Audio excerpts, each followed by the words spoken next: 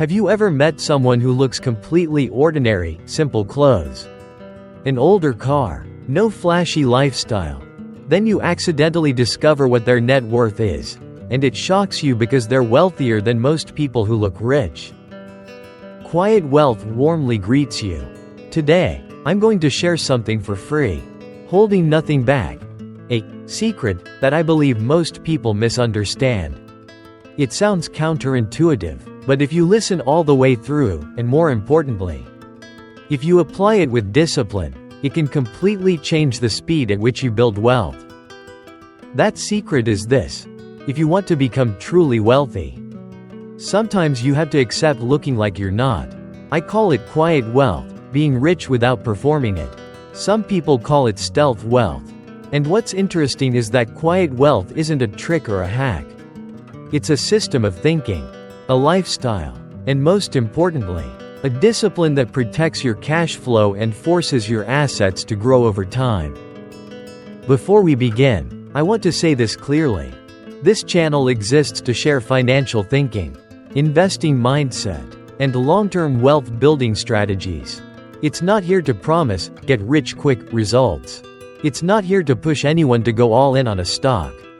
Everything I share is educational and based on personal perspective and experience. Investing always carries risk. You're responsible for your own decisions. If you want to receive content like this for free, consider subscribing to Quiet Wealth and turning on notifications. I'm sending blessings to everyone who likes this video. May you stay calm, stay sharp, and reach financial freedom sooner than you think. Alright, let's get straight into the value. I'm going to start with a question, and I want you to think carefully. Why do most people want to be rich? Do you think it's money? Not exactly. For many people, what they really want isn't money. It's what money represents: status, respect, admiration, the feeling of, I made it. And because people crave recognition, they fall into a trap. They use money to buy the appearance of wealth, instead of using money to build real wealth. Let me be blunt. Most of what you see and assume is wealth is actually just consumption. Luxury cars, designer watches, expensive vacations, a home far beyond someone's income. These aren't assets compounding over time for most people. They're money leaving your pocket, and many of them lose value. But because they're visible, because they look good on camera, because they create the feeling of belonging to a higher class, people get addicted. Addicted to proving, addicted to showing, addicted to being validated. Meanwhile, real wealth is often invisible. It lives in the numbers that quietly rise year after year. It lives in the capital you've accumulated. It lives in a portfolio you've built with patience. It lives in ownership of businesses, or of financial assets that can create cash flow and grow. And above all, it lives in discipline. Discipline is invisible. That's why so many people can't tolerate it. They can't stand the feeling that no one sees how smart I am. They want results that are visible right now. And that desire for instant validation keeps them poor. So the first foundation of quiet wealth is simple to say, but hard to do. Value being rich more than looking rich. That's the hardest part, because we're social creatures. We compare. We get pulled into silent competitions. And financial markets intensify this. You open a trading app, and it's not just prices. It's emotions. It's screenshots of gains. It's people bragging about doubling money in a week. And suddenly you feel behind. You get impatient. You want to do something, anything, so people know you're not less than. But here's what I've learned. Truly wealthy people don't rush to prove anything. They don't need to perform. They want freedom. They want safety. They want choice. And choice comes from assets, not from other people's opinions. I've been through the phase of being tempted by image. I used to think, if I have this, people will respect me. But the truth is cold. Respect based on possessions is shallow. It comes fast and disappears fast. Only two things make you truly strong: your ability to create income, and your ability to keep it and grow it. Now let's talk about the practical levers of quiet wealth. This isn't advice to live miserably. This is how you free up cash flow, then use that cash flow to invest in your future. And when you do it correctly, something strange happens. Your life gets simpler, your mind gets lighter, and your net worth grows faster. First lever: cars. I'll say it directly, cars destroy wealth for most people. Not because you don't need transportation, but because of how people buy cars. Many people don't buy a car as a tool. They buy a car as an identity. They're buying the feeling of, I leveled up. So they accept debt. They accept a big fixed monthly payment.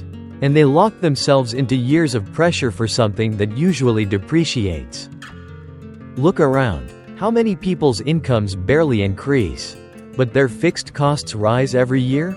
Car payments, insurance, maintenance, fuel, fees, and then the pressure to maintain a lifestyle that matches the car.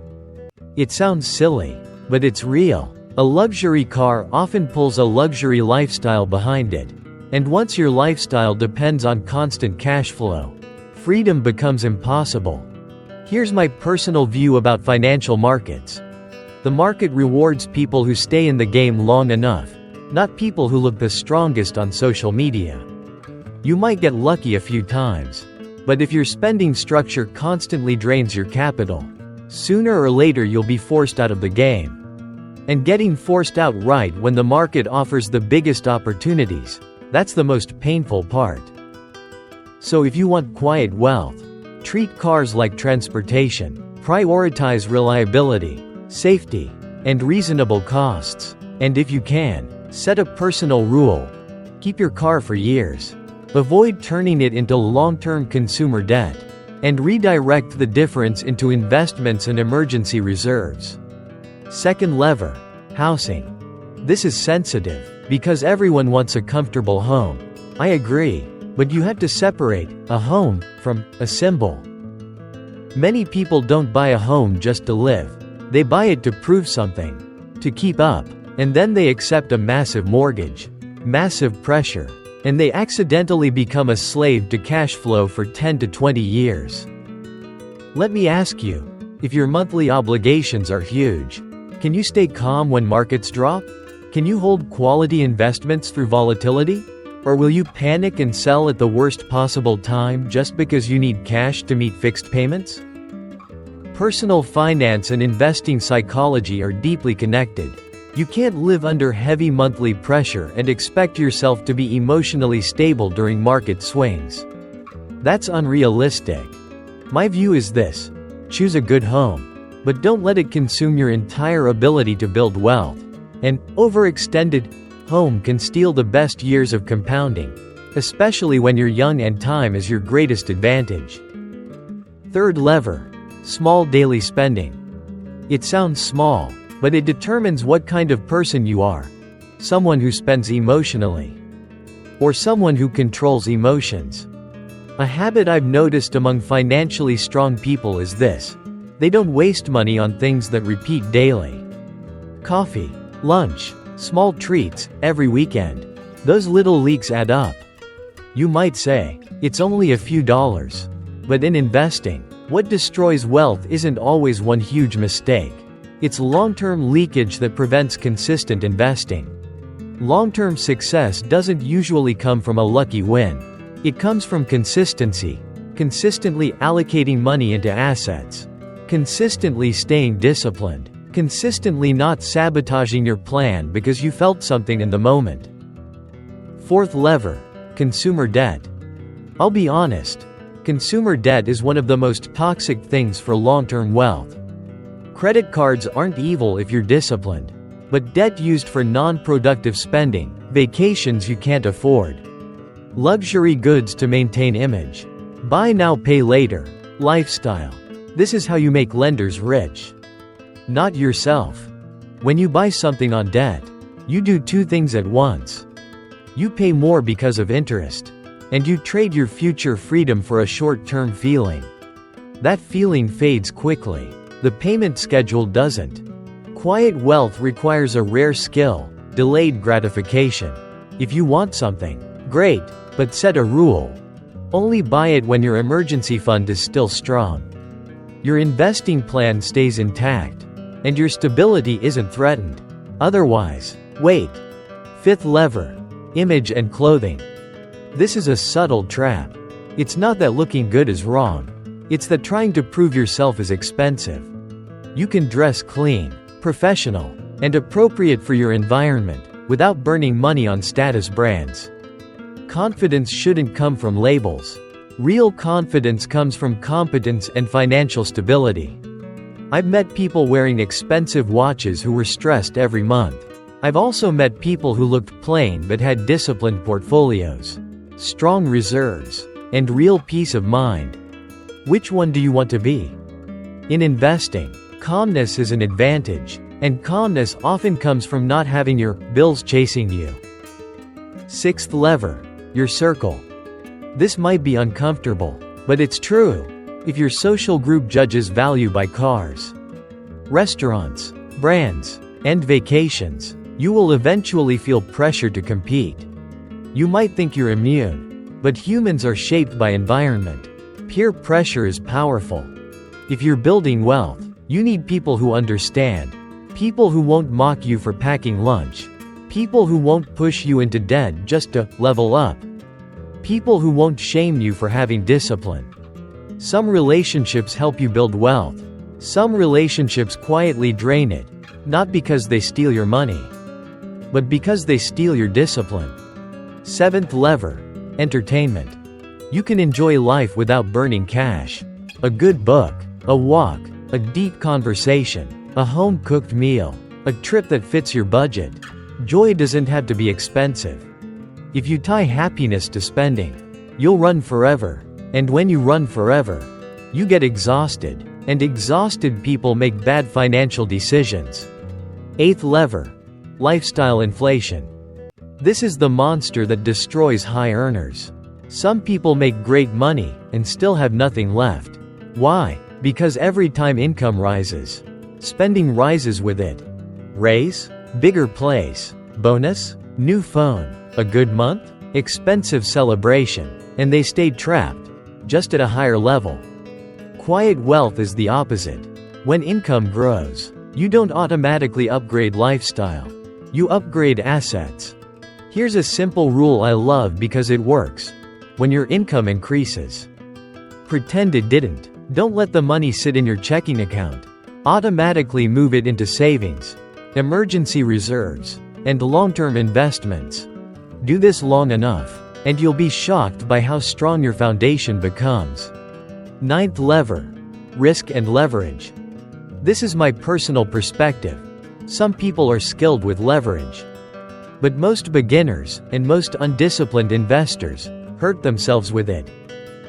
If you borrow against your portfolio without understanding your own psychology, you turn normal volatility into a personal crisis. Markets drop a little, you lose sleep. You lose sleep. You make mistakes. Mistakes cost money. And then you stop believing in investing at all. Quiet wealth isn't fast wins. Quiet wealth is survive, accumulate, then accelerate at the right time. You don't need to brag about returns. You don't need to prove yourself. You need to stay in the game long enough for compounding to work. You need a strong personal financial structure so you're not forced to sell when markets drop. And you need a simple strategy you can execute for years, not a strategy you can only follow when everything is going up. 10th lever. The one that ties it all together. Gratitude and enoughness. This sounds emotional, but it's extremely practical. A scarcity mindset makes you spend to fill a void. When you always feel not enough, you chase validation. When you chase validation, you spend. When you spend, you can't build. Quietly wealthy people aren't stingy. They simply don't need to prove anything. They feel enough. They appreciate what they already have: health, opportunity, knowledge, time, family. And when you feel enough, you stop running after the approval of others.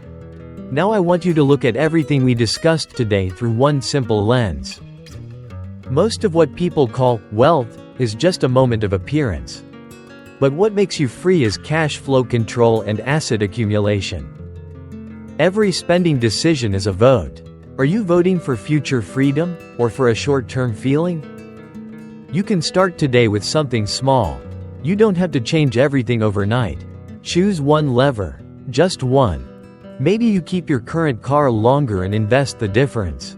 Maybe you reduce fixed monthly costs so you can invest consistently. Maybe instead of rewarding yourself after one good trade, you reward yourself by strengthening your emergency fund and increasing discipline. It won't look glamorous, but it will make you powerful. And one more thing, so you don't misunderstand me. Quiet wealth doesn't mean living like you're poor. It means living based on your values, not other people's opinions. You can enjoy life, but after your foundation is built. You can buy what you love, but only when it doesn't threaten your stability. You can give, but from real surplus, not from the desire to perform. If you follow this path, some people will misunderstand you. They might call you cheap. They might say you're boring. They might ask, why do you live so simply? Smile, because they're seeing the surface. You're building freedom, and freedom doesn't need applause to be real. I'll end with this from personal experience. The best feeling isn't when people say you're rich. The best feeling is having choices. You can walk away from a job that isn't right. You can wait patiently for the right investing opportunity. You can support your family without panic. You can sleep well at night. That's wealth. If this helped you, do one simple thing. Write a promise to yourself. Starting today, I choose being truly wealthy over looking wealthy. Write it, read it, repeat it the next time you feel the urge to spend for ego. Every time you win against that urge, you're buying a piece of your future freedom. I share these ideas for free to help people who are serious about building a better life. If you don't want to miss future videos, subscribe to Quiet Wealth, turn on notifications, and share this with someone who needs to hear it. I'm sincerely wishing everyone who liked this video more clarity, more discipline, steady growth in assets, peace of mind, and financial freedom, sooner than you expect, if you take even 1 or 2 lines from today and apply them. And your life improves just a little. Then I'm already satisfied.